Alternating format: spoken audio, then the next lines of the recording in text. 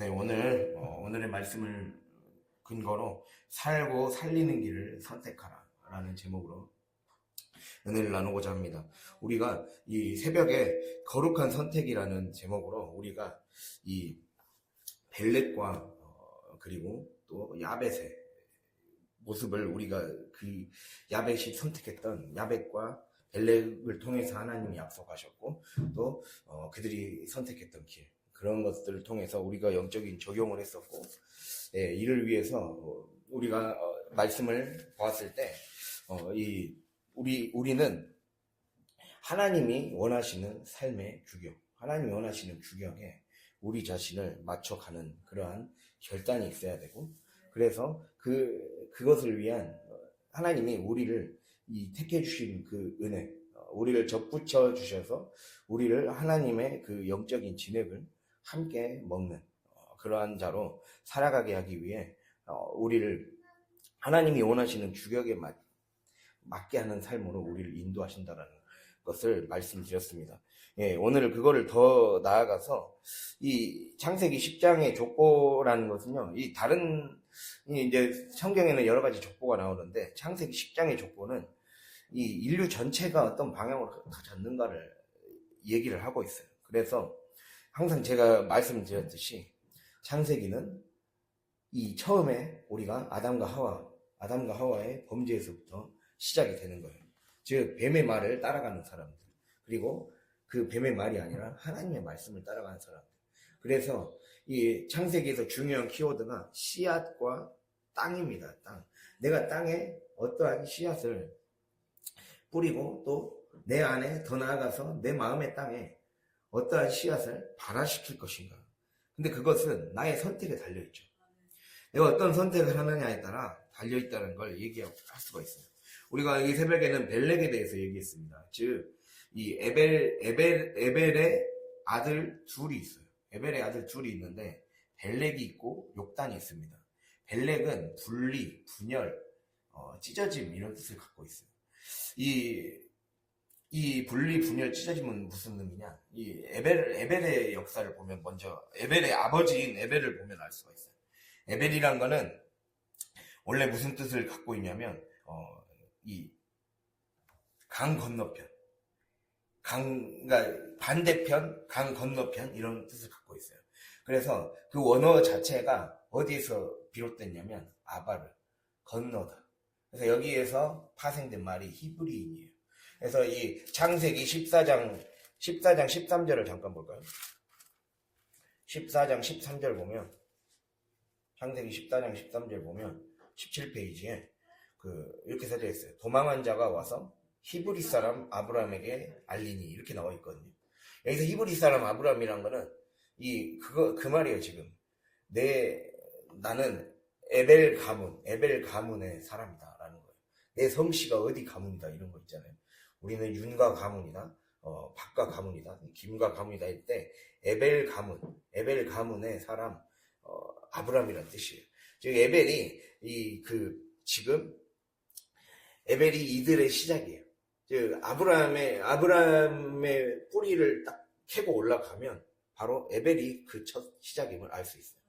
욕단과 에벨 그래서 에벨이 시작이고, 에벨 중에서도 벨렉이죠. 에벨의 두 아들 중에서도 욕단은 그 길을 거부했죠. 즉 에벨은 강을 건넌 사람들이에요. 에벨이 처음에 시작됐던 곳이 바로 메소포타미아 문명이 시작됐던 티그리스 강과 유프라테스 강 사이, 그 지역이 굉장히 넓은 평원지대였습니다. 그래서 인류 최초의 문명이 일어났던 지역이죠. 인류 최초의 문명. 그래서 대문명, 대제국을 건설하고, 이스라엘을 멸망시켰던 바벨론의 그 시초가 되는 왕국을 최초로 세웠던 그 문명을 이룩했던 함의 땅에서, 함의 후예들이 있었던 땅에 같이 지냈던 사람들이었어요. 에벨이.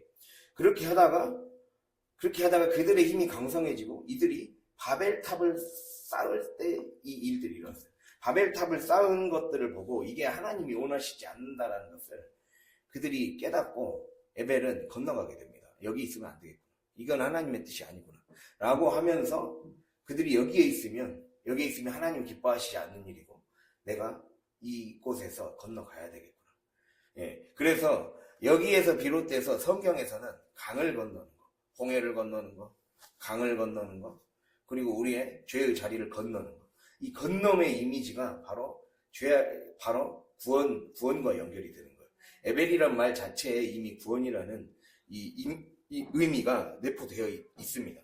그래서 에벨이란 말 뜻은 우리가 정리해보자면 죄의 영역, 세속의 영역, 육신의 영역, 거기에서 살아가는 자들의 반대편에 서는 자들이란 뜻을 갖고 있는 거예요. 반대편. 나는 그 반대편에 서겠다. 반대편에 서려면 어떻게 해야 돼요? 그 강을 넘어서 그 넘치는 강과 넘치는 파도를 건너가야 돼요. 그 현실을 뚫고 건너가야 되죠. 그 현실을 뚫고 건너가서 자기 가족을 이끌고 건너갔겠죠. 그러나 우리가 말씀드렸듯이 벨렉은 끝까지 아버지의 뜻을 따라 강을 건너서 하나님의 약속이 있는 방향으로, 예, 죄와의 반대 방향으로 갔지만 결국 욥단은 다시 바벨이 있는 문명이 있는 곳으로 다시 갔어요. 예, 그게 욥단이었죠. 욥단이 이제 무슨 뜻을 갖고 있냐면요, 그가 작게 하셨다는 뜻이에요. 그가 작게 하셨다. 그러니까 하나님이 작게 하셨다라는 거죠. 그러니까 이게 아이러니예요. 이게 완전히 반대되는 것이죠. 이거 우리가 잘 보면 성경에서 이 욥단이 26절부터 30절까지 욥단에 대해서 나와 있는데, 욥단은 13 아들을 낳았다 했어요. 보통 성경에서 특히 이 성경 안에서는 남성 중심의 옛날에 문화였기 때문에 딸은 기록을 잘 안 한단 말이에요. 그러면 아들을 기록했을 때 아들만 13을 낳았다는 거는 이 아들의 각각의 이름이 각각의 부족을 형성해요. 그러니까 일종의 거의 도시 국가 정도의 힘, 그 정도의 힘을 가졌다는 거예요. 그러니까 이 외적인 번성과 생육 번성의 충만의 복을 받았다는 거예요. 근데 복을 받았는데 그들이 복을 받고 나서 하나님을 떠났다는 게 문제였어요. 즉 그들이 30절에 동쪽으로 가버렸다는 거죠. 항상 하나님을 떠난 자들은 동쪽으로 갔죠. 창세기에서는 하나님을 떠난 자들은 항상 동쪽으로 갔습니다. 예. 아담과 하와가 에덴 동산의 동쪽으로 쫓겨났고, 가인이 에덴이라는 그 지역 자체의 동쪽으로 떠나서 롯 땅에 거주했고, 그리고 또 롯이 아브라함을 떠나서 소돔과 고모라를 선택했던 땅도 아브라함이 살았던 그 가나안 지역의 동쪽이었어요. 다 동쪽이 이 하나님의 임재에서, 하나님의 축복에서 멀어지는 방향이에요. 하나님의 진정한 축복에서.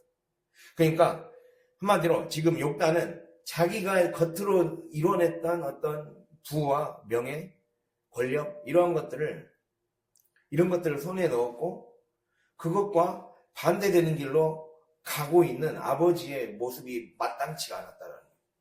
왜 이런 좋은 나라를 앞에 두고, 왜 이런 그 당시로서는 가장 강대국, 그 좋은 문명과 좋은 혜택을 누릴 수 있는, 그래서 여기서 돈벌이도 잘 될 수 있고, 가장 그 기원전 3000, 4000년경에 이미 상업이 발달하고 이미 그 로마보다 더 엄청난 문명을 이뤄냈던 나라거든요. 지금은 흔적도 없이 사라져버렸지만 사실은 로마 문명보다 더 강력한 제국을 형성했다라는 그 고대 역사학자들이 다 그렇게 말하고 있어요. 그러니까 얼마나 이 욥단의 입장에서는 이렇게까지 큰 나라를 이뤘고, 여기에서는 돈벌이의 기회, 여기에서 내가 장사하면 엄청난 돈을 손에 거머쥘 수 있고 권력도 손에 거머쥘 수 있는데, 자기 아버지가 그것과 반대 방향으로 가는 게 마음에 안 들었던 거예요. 그래서 결국에는 거기 머물러 버리죠. 근데 성경은 이거를 너가 너의 힘으로 이룩한 게 커 보인다고 생각하느냐 이거예요. 하나님 입장에서는 작다라는 거예요. 예. 하나님이 그 안에 없으면 작아지는 거죠. 우리가 야벳의 경우를 통해 알 수가 있죠. 야벳이란 말이 하나님이 창대하게 하시다, 하나님이 확장하게 하시다, 이러한 뜻을 갖고 있어요. 왜 하나님이 확장하게 되었나요? 똑같은 비슷한 조건이었어요. 야벳의 후예들은 알다시피 또 우리가 이 문명의 땅에 있는 것 같이 그리스 로마 문명의 이 로마 문명을 이뤄냈던 그러한 후예들이었어요. 그들도 창대하고 번성했죠. 그들도 문화를 이뤄냈고, 그리고 대제국을 건설하면서 수많은 정복전쟁을 통해 많은 영토를 확장했잖아요. 그리고 문화도 발달했고, 모든 길은 로마로 통한다라고 한 것 같이 모든 법, 정치, 경제, 사회, 언어까지 다 장악할 정도로, 그 정신세계까지 장악할 정도로 엄청난 파워를 자랑했어요. 그러나 결국에는 그 모든 창대함이 어디에서 완성된다고 성경은 말씀했습니까? 9장 27절에 야벳을 창대하게 하사 셈의 장막에 거하게 하시고, 그러니까 진정한 창대함, 정말 진짜 복은 우리가 셈의 장막, 셈의 후예에서 아브라함이 나오잖아요. 아브라함의 영적 자손인 우리가 교회 안에 있을 때, 우리가 하나님을 제대로 믿을 때, 주님 안에, 주의 성전 안에 거하고 주의 관계 안에 머물 때 하나님이 우리에게 주신 물질이 흩어지지 않고, 우리의 것이 의미 없이 날아가지 않고, 영원히 우리의 삶에 천국을 위한, 이 땅에서의 천국, 그리고 죽어서의 영생, 이것을 위한 그 선한 물질로, 선한 복으로 쓰임받을 수 있다는 거죠. 그래서 그것을 포기했어요. 그러니까 가장 안타까운 사례이죠. 차라리 니므롯, 우리가 아까 함 얘기했지만 함의 후예인 니므롯은 아예 처음부터 하나님을 떠났어요. 니므롯의 후예들은, 여기서 우리가 읽었던 부분이 니므롯이거든요. 니므롯은 함의 후예들 중에 가장 강력한 제국을 건설했던 사람 중에 한 사람이에요, 니므롯. 그래서 실질적으로 바벨탑 사건을 일으키는데 이 실질적인 이 원인을 제공한 사람들, 니므롯이 그거였어요. 함의 후예였는데 이들은 처음부터 아예 하나님을 떠났어요. 하나님을 떠나고, 심지어 여기서 보면 우리가 10장 9절에 보면 여호와 앞에서 용감한 사냥꾼이라고 해요. 이 여호와 앞에서라는 표현은 굉장히 중요한 표현이거든요. 하나님 보시기에 폭력을 저지르는 사람이라는 뜻이에요. 폭력을 저지르는 사람. 하나님이 좋아하시지 않는 것들만 골라 사는 사람이란 말이에요. 쉽게 말하면. 그것을 했고 하나님에게서 더 멀어졌어요. 그래서 그 결과가 바벨탑이었죠. 자기 이름을 높이고자 했고, 이 바벨탑이라는 게 원래 무슨 의미가 있냐면, 자기가 원하는 신을 만들어내서 그 신에게 제사 지내려고 만든 탑이에요. 그게 이제 이 세계사 시간에 배우거든요. 세계사 시간에 이게 지구라트라고 해서, 당시 오늘날로 따지면 아파트 한 10층 정도의 높이에, 그러니까 그때 기술로 아파트 10층 정도의 높이에 이 탑을 건설했다는 건 엄청난 거죠. 예, 이렇게 해갖고 이렇게 동그랗게 계단식으로 올라갈 수 있게 만들었다는 거예요. 만들어갖고 이게 그거거든요. 그래서 여러분 막 집에 가서 지구라트라고 딱 치면 나와요. 어떻게 생겼는지. 그게 바벨탑이거든요. 그거를 건설했어요. 그걸 그 위에 꼭대기에 올라가서 자기네들이 섬기는 신에게 제사를 지내려고 그거를 한 거예요. 그래서 자기네들의 번영과 축복을 보호해주고 보장해주는 신을 자기가 만든 거예요. 그래서 그것뿐만 아니라, 그것뿐만 아니라 이것이 하늘에 닿게 하여, 즉 하나님을 대적하는 것으로 하나님은 여겨서 결국에는 그들을 흩어지게 하시고, 세계 곳곳을 흩어지게 하시고 망하게 하시죠. 혼돈하게 하시죠. 그렇게 이 니므롯은 아예 안 믿는 경우였어요. 아예 안 믿는 경우였고, 아예 하나님에게서 멀어진 경우였어요. 근데 역단은 안타깝죠. 같은 믿음의 계열에서 시작했다는 거예요. 같이 교회 다녔던 사람이에요. 같이 하나님의 믿음을 시작했던 사람이고, 영적 가족으로 함께 훈련받았던 사람이에요. 그런데 어느 순간을 넘어서자, 그래서 하나님 훈련 받았고, 그 순간에 우리가 잘 믿고 잘 따라오다 보니까 어느덧 또 물질적인 축복도 주고 자녀의 복도 주고 그렇게 했어요. 그래서 뭔가 삶이 안정이 되기 시작했어요. 근데 그때 그렇게 크게 하셨을 때 결국에는 오히려 자기 자신의 영을 더 쪼그라들게 만드는, 더 작게 만드는 길을 선택했다는 거죠. 이 성경에서 이름은 굉장히 영적인 어떤 의미를 굉장히 갖는 이름으로 짓는 경향이 있거든요. 네. 그래서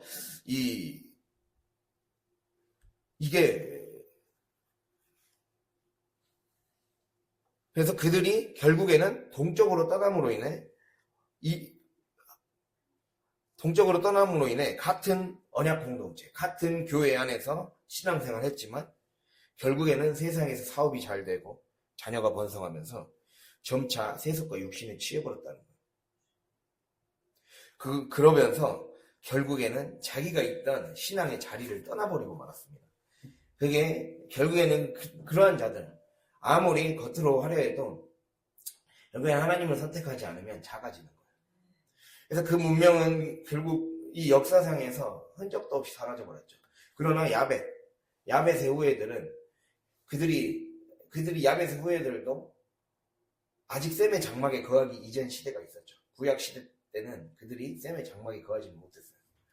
그러다가 신약 시대가 와서 예수님이 오셨고 예수님이 십자가에 못 박히시고 난 후 그 복음을 받아들였던 사도들, 그리고 더 나아가서 이방인의 사도였던, 특히 가장 중요한 이방인의 사도였던 바울 때문에 바울이 하나님의 뜻에 순종을 해서 바울은 아시아로 복음을 전하기 원했는데 야벳의 후예들이 있었던 그 유럽 땅으로 하나님이 복음을 전하게 하셔서 이 터키 땅과 로마, 그런 이 그리스 로마 문명이 있는 그 땅으로 복음을 전하게 하셔서 결국에는 그들이 받아들이게 되죠.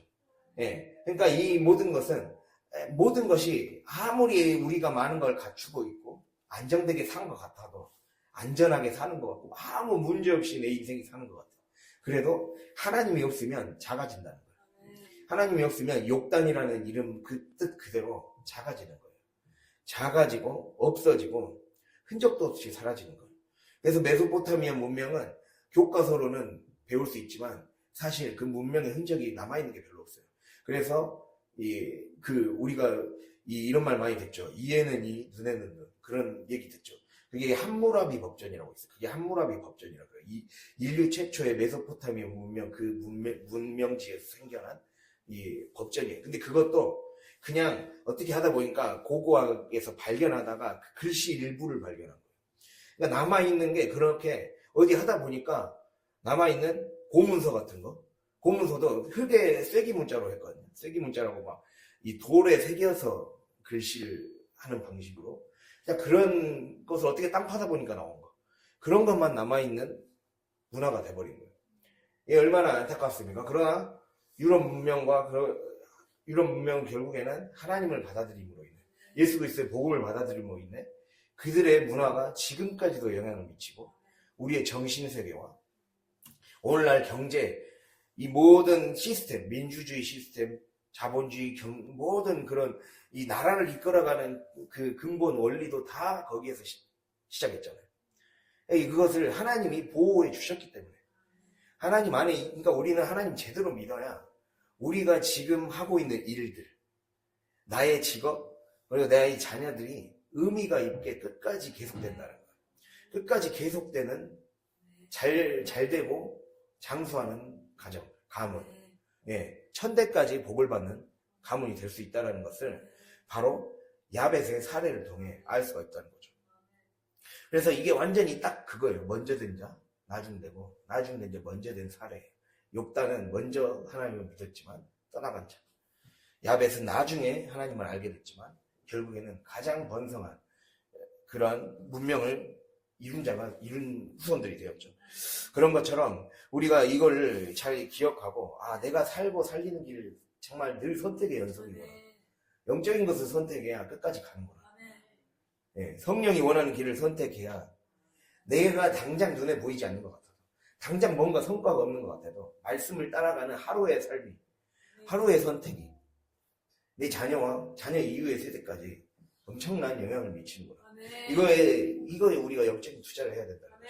그것을 주님이 말씀하고 있습니다. 그 2000년 전에 야벳의 후예들이 기독교를 받아들였던, 기독교를 국교로 공인하고 그 이후에 적극적으로 신학을 발전시켰던 그들의 노력이 결국에는 그 민족이 끝까지 번성하고 잘되고 쓰임받는 민족이 되게 하시는 거잖아요.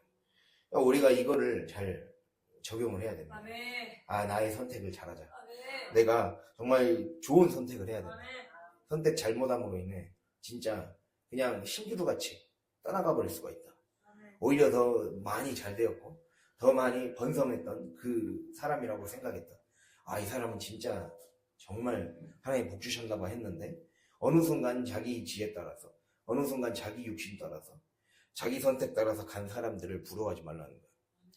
하나님 제대로 안 믿는데 잘 되는 사람들, 그리고 뭔가 교회는 다니는데 자기 뜻대로 살아가면서 부자인 사람들을 무조건, 그러니까 이게 조심해야 돼요. 경계해야 되는 거죠. 그러나 하나님, 내가 지금 당장 뭔가 눈앞에 보이는 게 없어 보여도, 조금 약해 보여도 하나님을 따라야 되는구나. 그 길을 따라가야 되는구나. 벨렉과 같은 길을 따라가야 되는구나. 이거를 기억해야 됩니다. 욕단의 형이었던 벨렉, 조금 잠깐 분리되는 아픔을 겪고, 찢어지는 아픔을 겪고, 또는 뭔가 눈에 보이지 않는 그 약속을 쫓아가는 길이었지만, 그러나 끝까지 남았잖아요. 끝까지. 그들의 모든, 인류의 모든 정신을, 인류의 모든 영적인 그 제사장 국가의 사명을 하고 있잖아요. 예, 제사장 나라의 사명. 그러니까 하나님을 믿는 우리들은 제사장 나라의 사명을 갖고 있는 거예요. 내가 먼저 믿게 하신 거는 여러분 한 명 한 명이 제사장 나라가 되는 거예요. 여러분 한 명 한 명을 영적 제사장으로 세우셨어요. 이 영적 제사장이 가는 곳, 가는 장소, 그리고 가는 문화, 가는 곳에 하나님의 영적인 생기를 불어 넣어줘야 돼요. 그것을 주님이 우리에게 말씀해 주고 있습니다. 이렇게 그러면 우리가 살고 살리는 길을 선택하려면 구체적으로 어떻게 적용하는 게 좋을까라는 것을 우리가 생각해 봐야 한다는 겁니다. 그랬을 때 에벨과 벨렉이 택했던 길로 나도 발걸음을 내디뎌야 돼요. 즉 무질서와 혼돈의 땅 바벨을 떠나는 결단을 해야 돼요. 무질서에 그만 머물러 있어야 된다는 거예요. 아까 말씀드렸듯이 에벨은 셈으로부터 아브라함에 이르는 수직 계보의 마지막 조상이었습니다. 성경은 이스라엘 민족을 가리키는 표현 중 하나인 히브리인이라는 표현이 바로 여기에서 비롯됐다고 말하고 있어요. 예, 여기에서 비롯됐다고 말하면서 아까 말씀했듯이 통과, 이제 우리가 이걸 조금 더 깊이 영적으로 적용하기 위해 에벨은 이 히브리어로 에베르 여기에서 나왔거든요. 통과, 건너감. 예, 통과와 건너감의 뜻을 갖고 있어요. 그리고 신약적으로는 세례의 뜻을 갖고 있습니다. 세례. 그래서 우리가 이 뭔가를 통과한 믿음의 길은 통과하는 길이에요. 건너가는 거예요. 전혀 다른 세계로 건너가는 겁니다.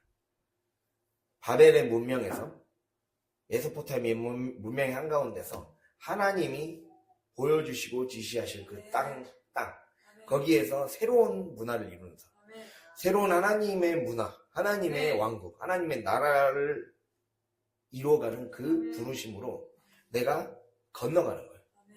그래서 전혀 다른 영역으로 완전히 가는 겁니다. 그래서 주님은 건너가라는 부르심을 우리에게 항상 하십니다. 건너가야 된다. 그게 믿음의 길이라고 얘기하고 있어요. 건너간다는 것은 무엇일까요? 우리가 창세기 12장 볼까요? 12장 1절.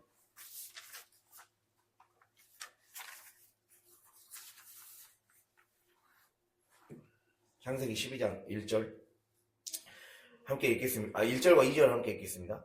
여호와께서 아브라함에게 이르시되 너는 너의 고향과 친척과 아버지의 집을 떠나 내가 내게 보여줄 땅으로 가라. 내가 너로 큰 민족을 이루고 내게 복을 주어 내 이름을 창대하게 하리니 너는 복이 될지라. 아멘. 자, 1절에서는 떠나라고 얘기하고 있어요. 1절에서 가장 중요한 건 떠나가라. 떠나서 가라, 건너가라 이 말이고 2절에서는 약속이에요. 떠나가라는 거는 믿음을 선택하라는 거거든요. 좀 더 자세히 풀이해보자면 이 나라는, 그러니까 떠나라 이 말은 나라는 감옥에서 먼저는 볼 수 있는 게 떠나라는 말은, 여기서 떠나라는 말의 원래 뜻은 이 진짜 너를 위한 길, 너가 살 길을 향해 가라 이 말이거든요. 원래 이 원어의 뜻이 그 말이에요. 너를 위한 길을 걸어가라. 이 말은 너가 진짜 살 길은 여기에 있지 않고 반드시 믿음으로 여기에서 탈출해서 너에게서 벗어나는 거다. 나라는 감옥에서 탈출하는 거다. 고향, 친척, 아버지의 집을 떠나라 그랬잖아요. 그래서 보면 고향과 친척 집을 떠나는 거는 내가 현재 안주하고 있는 상태, 늘 현재만 머물려고 하는 거, 늘 이 상황에서만 머물려고 하는 거, 내가 편한 대로만 살려고 하는 태도, 이거에서 떠나라는 거예요. 주님은 항상 이렇게 말씀하세요. 이게 떠나야 될 것이다. 우리가 떠나야 될 길은 바로 내가 현재 늘 안주하고 편하려고만 하는 상태, 이거를 떠나야 된다. 그리고 나의 익숙한 습관에서 떠나야 된다. 혹은 내 육적인 자아로 지어낸 지금까지의 삶의 영토들, 결과물들, 거기에서 과감하게 내려놓고 떠나라는 거죠. 그게 고향과 친척을 떠나는 겁니다. 그리고 또 뭐를 떠나라고 얘기하나? 1절에 아버지의 집을 떠나라고 얘기하고 있어요. 나의 옛사람, 나의 옛사람의 채취가 묻어있는 곳을 떠나라는 거예요. 나의 옛사람이 만들어진 곳을 떠나라는 거예요. 그러니까 물리적인 떠남이 아니라 물리적인 떠남으로 하나님이 인도하실 때도 있습니다.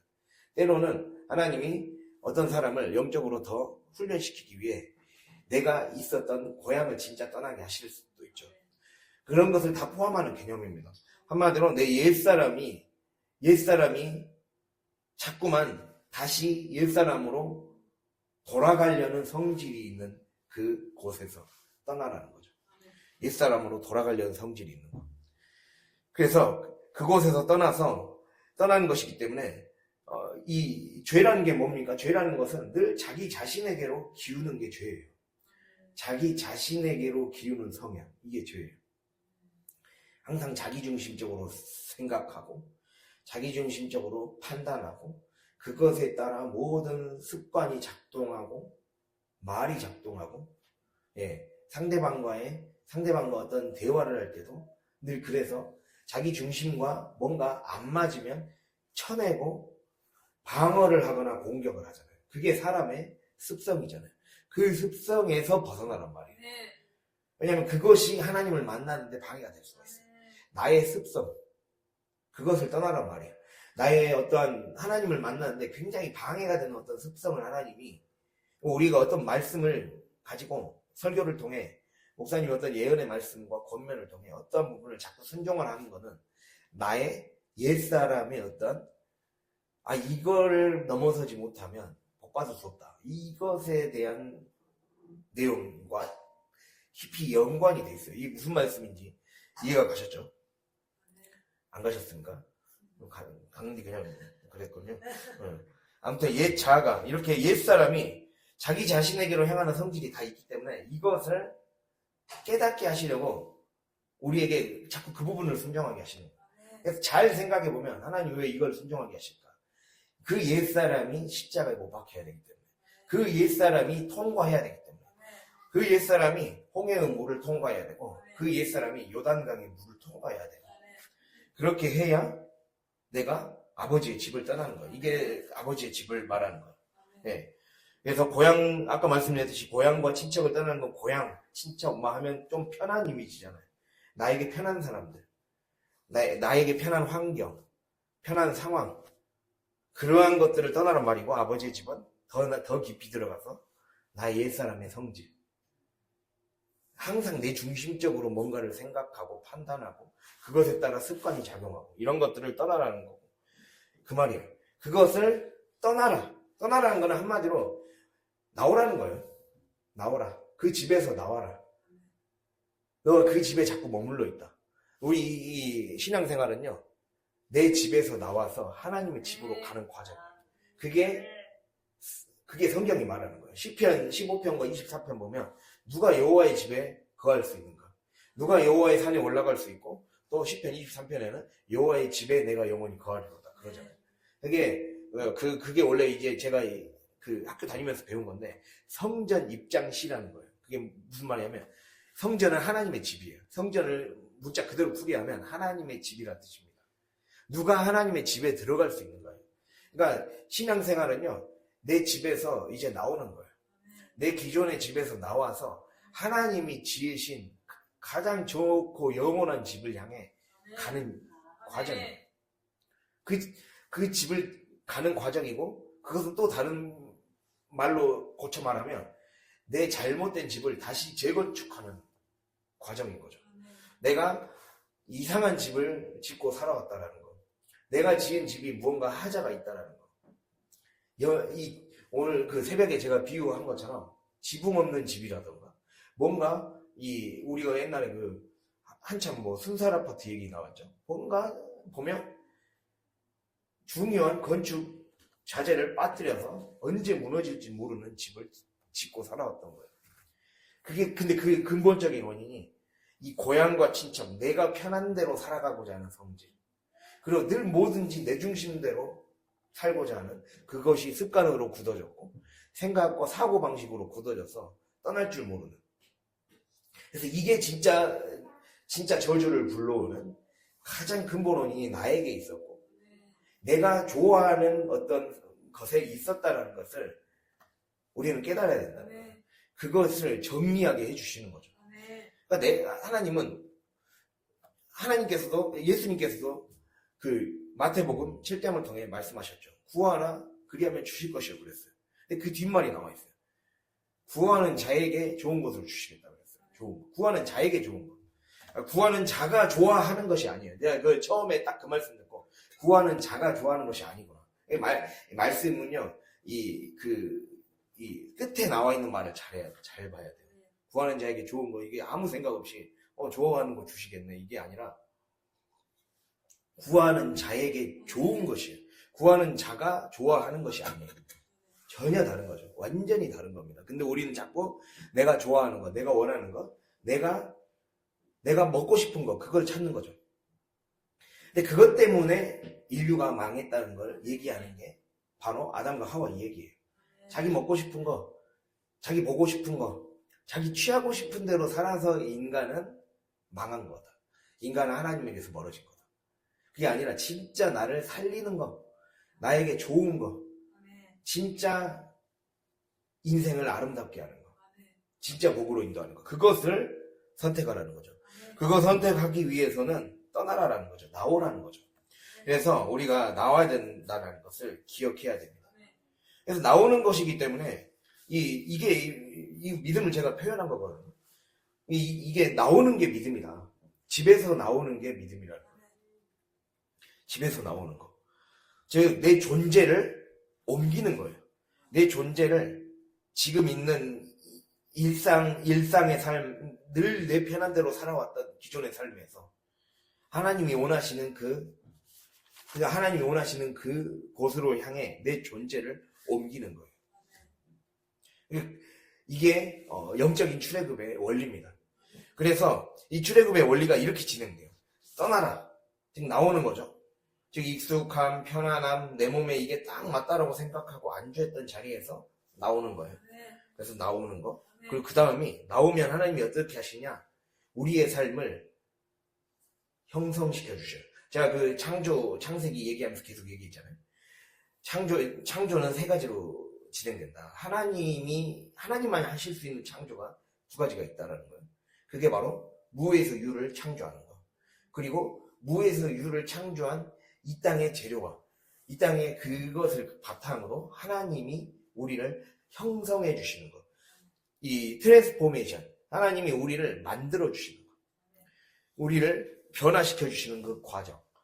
그게 형성이라고 해요. 그래서 영성 형성이죠. 영적인 사람으로 형성되는 거. 우리의 근본적인 문제가 무엇이었습니까? 하나님과의 영적인 관계가 끊어졌기 때문에 살 길을 모르고 진짜 좋은 길이 뭔지를 몰라서 생기는 문제가 근본적인 문제잖아요. 그래서 영적인 사람으로 다시 형성이 돼야 돼요. 다시 빚어져야 된다는 거죠. 그래서 우리의 존재 자체가 하나님이 우리를 변형시켜 갔어요. 빚어져 가는 과정 중에서 필요한 거는 내가 어떤 거를 막 열심히 행하는 게 중요한 게 아니라 하나님이 나를 다뤄가시는 어떤 걸 순종하게 하시고 어떤 거를 자꾸 하나님이 원하시는 어떤 자리에 있으라 할 때 그 자리에 가장 중요한 태도는 뭔가 율법을 행하는 게 중요한 게 아니에요. 그게 중요한 게 아니라 인내하고 소망을 갖는 거예요. 하나님이 나를 어떻게 쓰실까? 하나님이 우리 가정을 어떻게 쓰실까? 이거를 소망하는 마음으로 인내하는 것. 이게 태도예요. 그것을 하나님을 전적으로 신뢰하는 태도에서 소망이 나오죠. 그래서 믿음의 길에 들어선 자는 그 사람이 환난을 자랑하게 된다 했어요. 로마서 5장에 환난을 즐거워하느니, 환난은 인내는 연단은 소망을 낳는 줄 알미로다. 우리 안에 인내의 태도와 소망의 태도를 가지고 나아갈 때 우리 안에 연단된 성품으로 주님이 우리를 멋지게 빚어 가 주신다라는 거죠. 그걸 하나님이 우리에게 얘기하고 있어요. 이 모든 과정이 형성이에요, 형성. 하나님 우리를 창조하시는 과정. 그래서 그 창조가 지금도 우리의 삶에 진행되고 있다는 것을 깨달아야 돼요. 그걸 깨닫는 자는 왜 아직 응답이 안 올까가 아니라 형성의 관점에서 바라보면 이 과정이 보이기 시작할 거예요. 우리 과정이 보여야 돼요. 하나님이 나를 다뤄가시는 과정이 보일 때 인내심이 생기고 연단할 수 있게 된다는 겁니다. 우리가 그렇게 될 때 비로소 얻게 되는 게 바로 평화입니다. 이 로마서 5장 1절 볼까요?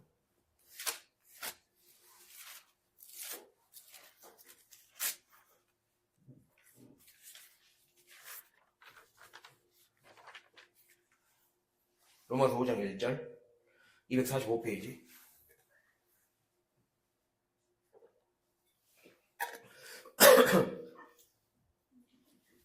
네, 함께 읽겠습니다. 그러므로 우리가 믿음으로 의롭다 하심을 받았으니 우리 주 예수 그리스도로 말미암아 하나님과 화평을 누리자. 여기서 화평을 누리자, 이 말은 평화를 얘기하는 거예요. 샬롬, 평화를 누리는 상태. 평화라는 거는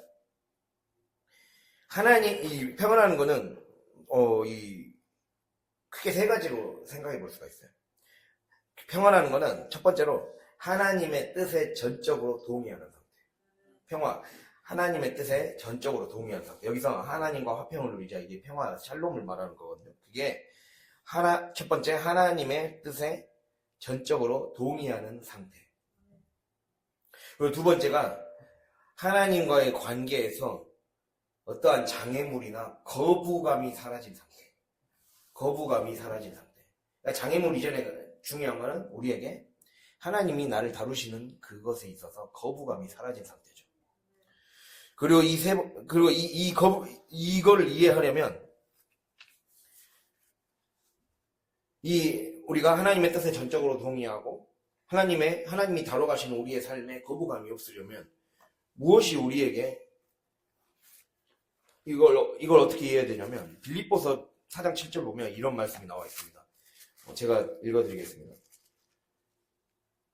모든 지각에 뛰어난 하나님의 평강이 그리스도 예수 안에서 너희 마음과 생각을 지키시리라. 이런 말씀이 나와 있습니다. 모든 지각에 뛰어난 하나님의 평강. 그래서 모든 지각에 뛰어난 하나님의 평강이란 말은 인간의 모든 이성, 인간의 모든 이해, 인간의 모든 생각을 초월하는 것이 바로 하나님의 평화다라는 거예요. 그러니까 내 이해를 넘어서서 하나님의 질서에 나를 딱 맞추는 상태. 정리하자면 평화는 하나님의 질서에 나를 맡기는 상태. 하나님의 질서에 나를 완전히 위계 질서가 잡힌 상태예요. 영적인 위계 질서가 잡혀야 돼요. 그래서 여러분, 영적인 위계 질서가 바로 잡히게 된 상태가 되어야 우리의 삶이 비로소 그 상태가 되어야 우리의 삶이 궤도에 들어오게 돼요. 영적인 어떤 이게 천국을 사는 거구나.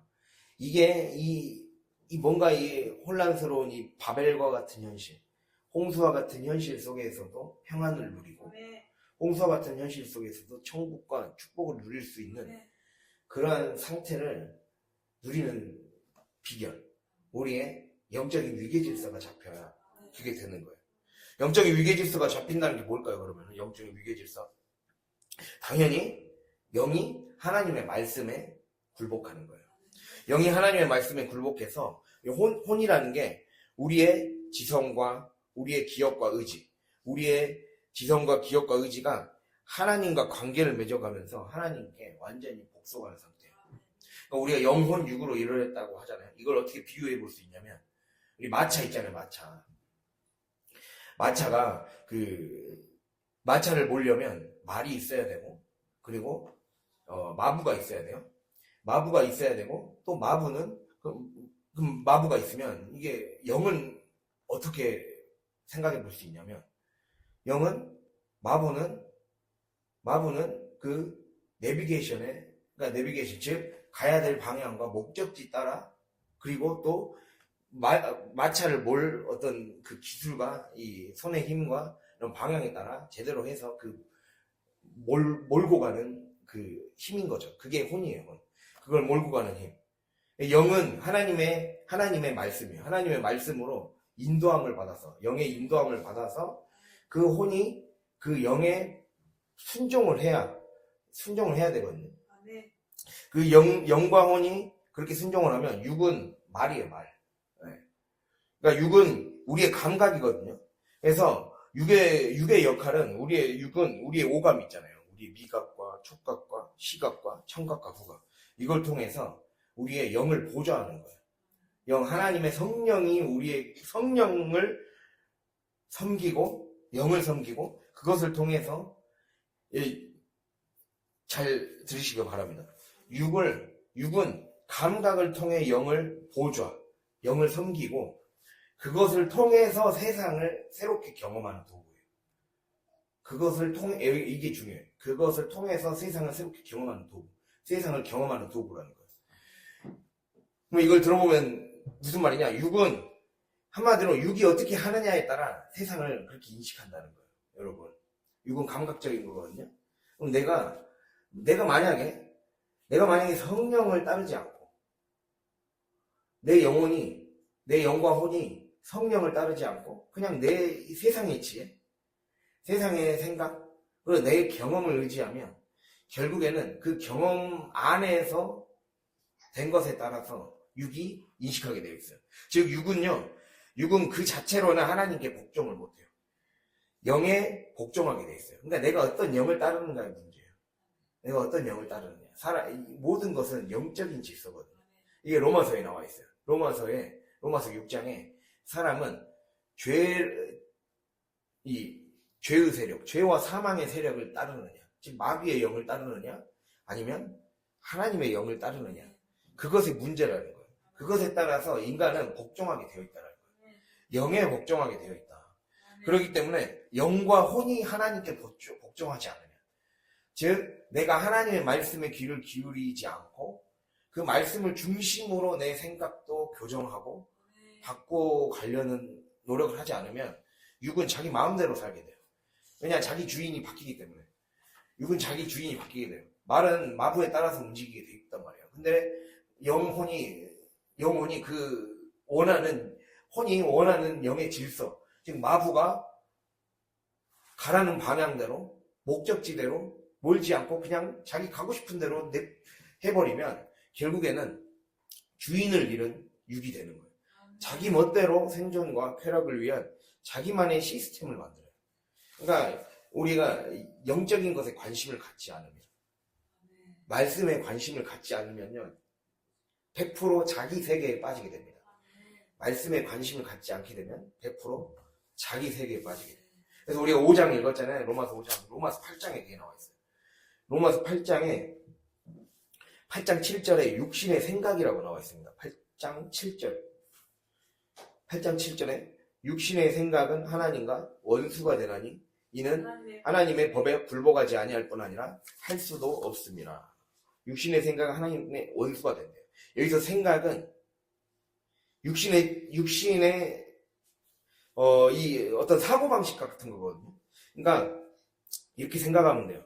이 영어로 마인드셋이란 건 마인드와 세트의 합성어란 말이에요. 이 둘을 합친 말이란 말이에요. 마인드는 우리의 어떤 생각이나 마음을 얘기해요. 인간의 생각. 그리고 세팅은 뭔가를 설치하는 거잖아요. 그 무대를 설정하고 그것에 맞게 설계하고 내 몸을 맞추는 거잖아요. 그러면은 마인드셋이란 말은 사고방식, 육신의 사고방식이란 말이거든요. 육신의 사고방식은 사망을 가져온대요. 그러니까 내 육신의 감각이 느껴지는 대로 사는 사람. 환경이 다가오는 대로 환경이 이러기 때문에 이렇게 반응하고 상황이 이러기 때문에 저렇게 반응하고 그렇게 사는 사람은 그렇게 세팅이 되어 있는 거예요. 사람의 생각은 별 문제 없이 우리의 마인드를 그렇게 설정해 놓고 살고 있는 거예요. 육신은. 그러니까 그게 육신의 생각이라는 거예요. 그러니까 이 바울은 그 얘기하는 거예요. 지금 로마서에서 영의 생각은 영이 우리에게 주시는 그 말씀의 질서에 따라서 영의 인도함을 받아서 우리의 생각도 새롭게 세팅해야 된다는 거예요. 마치 환경 설정해 주잖아요. 컴퓨터나 이 폰을 보면 새롭게 환경 설정을 해서 배경화면도 바꾸고 막 데이터가 너무 많이 차 있으면 데이터 이 파일도 지워서 새롭게 환경 설정을 해주고 그거에 맞게 내 스타일에 맞게 폰도 바꿔주고 막 그러잖아요. 그런 것처럼 우리의 생각도 그렇게 세팅을 할 수가 있다는 거예요. 그러니까 바울은 그 말을 지금 하고 있는 거예요. 육신적인 방식으로 너가 자꾸 세팅을 그렇게 하기 때문에 진다라는 거예요. 그 습관이 작동하도록 너의 몸을, 너의 생각을 하나님 앞에 복종하는 반복되는 훈련을 하지 않기 때문에 자꾸 그것에 진다라는 거예요. 그러니까 인내, 그래서 그 중간에 믿음에서 우리가 아까 창세기 12장 1절에 하나님이 믿음으로 떠나라 그랬어요. 그리고 12장 2절에 약속의 말씀을 주셨어요. 믿음으로 떠나면 내가 너에게 복을 주고 너의 뭡니까? 땅의 복과 자손의 복과 그리고 축복의 통로의 복을 주겠다고 말씀하셨죠. 근데 그 약속이 믿음과 약속 사이에 뭐가 있어야 돼요? 인내와 연단을 통해 반복된 훈련이 있어야 돼요. 그 과정을 소망을 가지고 그 과정을 반복을 통해 내 삶에 육의 성향으로 살아왔던 육신의 사고방식대로 살아왔던 그 삶의 방식을 바꿔야 된다는 거예요. 그게 지금 얘기하는 거예요. 그래서 믿음에서 하나님과의 사귐의 관계, 복을 누릴 수 있는 그 관계, 약속이 내 것이 되고 약속이 우리의 가정이 되고 내 주변의 사람의 것이 되려면 반드시 육신의 생각을 통과해야 된다는 거예요. 육신의 생각에 이 잘못 세팅되어 있는 내 마인드를 고쳐라는 거예요. 내 마인드를 고쳐야 이런 방식의 삶이 우리의 삶에 너무 고정되어 있어요. 너무 습관화되어 있어요. 이것에 대한 문제점을 깨달아야 돼요. 이 삶이 나를 망쳐놓고 있었구나. 이 삶이 하나님의 복을 가로막고 있구나. 그걸 깨달아야 된다는 거예요. 진짜 딱 한마디로 요약하면 이거예요. 육신의 생각이 가로막고 있는 거예요. 우리는 그래서 이게 이론적으로만 안다고 되는 것이 아니라 세팅이 그렇게 되어 있기 때문에 자동적으로 자꾸 그렇게 움직이게 돼 있어요. 그래서 하나님의 영의 말씀에 복종하는 몸으로 육으로 다시 재세팅을 하라는 거예요. 그게 성경이 말하는 거예요. 그게 성경이 말하는 성화를 얻기 위한 과정이에요. 그러한 삶을 주님이 우리에게 원하시고 있어요. 그러니까 한마디로 오늘 말씀을 통해 지금 적용을 깊이 했단 말이에요. 이걸 통해 주님이 우리에게 원하시는 것은 나도 에벨처럼, 나도 벨렉처럼, 나도 야베처럼 창백해 되는 복을 받고 싶고 하나님께 쓰임받고 싶다면 바로 내 육신의 생각을 넘어서라는 거예요. 내 육신의 생각의 세팅을 바꿔내라는 거예요. 이거를 성경에서는 경건의 훈련이라고 하는 거예요. 자꾸 말씀을 연습하고 말씀을 계속해서 듣고 말씀을 스며들게 해야 돼요. 말씀의 생각이 나를 완전히 지배하게 만들어요. 왜 육신의 생각, 마인드셋이 우리를 괴롭히고 있습니까? 그냥 자연스럽게 태어나면서부터 그렇게 살아왔던 방식이 그래서 그래요. 그래서 어렸을 때부터 습관화된 교육도 중요한 거죠. 어렸을 때부터 계속 말씀을 익히고 교육을 받고 그래서 항상 우리를 예배에 노출시키고 항상 우리를 기도에 노출시키고 습관적인 기도와 예배와 말씀에 노출시키면서 점점 우리의 몸이 완전히 푹 적셔져 가야 된다는 거예요. 여러분 그렇게 적셔져 가야 됩니다. 그거를 그렇게 되어야 적셔져 가야 내가 더 이상 육신의 생각에 마인드셋에 나를 하는 자가 아니라 이렇게 세팅되어 있다는 것을 그래서 말씀은 자꾸 그걸 깨닫게 하는 거예요. 내가 이 부분이 잘못 세팅되어 있다는 걸 자꾸 깨달아서 이것이 얼마나 문제였는지, 이것이 도대체 말은 이게 사망이라고 하는데, 육신의 생각은 사망이라고 하는데, 이게 글자로만 보였잖아요, 우리는 지금까지. 근데 이게 현실로 나에게 실질적으로 나를 찌르는 어떤 칼처럼 느껴져야 된다니까요. 아, 이게 심각한 거구나. 이게 이렇게 살아가면 내 삶이 망하겠구나. 이게 그냥 몸으로 느껴져야 돼요. 이거를 이 현실에서 나오라는 거죠. 그거를 주님이 우리에게 말씀하고 있어요. 그렇게 할 때 하나님이 성령이 이끌어 가시겠다는 거예요. 적어도 인간이 할 수 있는 거는 내가 그것을 깨달아야 돼요. 더 많이 깨달아야 돼요. 날마다 집을 나오는 과정. 우리의 현실 자체가 집을 나온다고 해놓고 뭔가 아쉬워서 다시 또 들어간단 말이에요. 그 현실을 너무나도 잘 알기 때문에 날마다 다짐을 하라는 거예요. 날마다 죄의 집에서 내가 나와서 다시 하나님의 집으로 가겠습니다.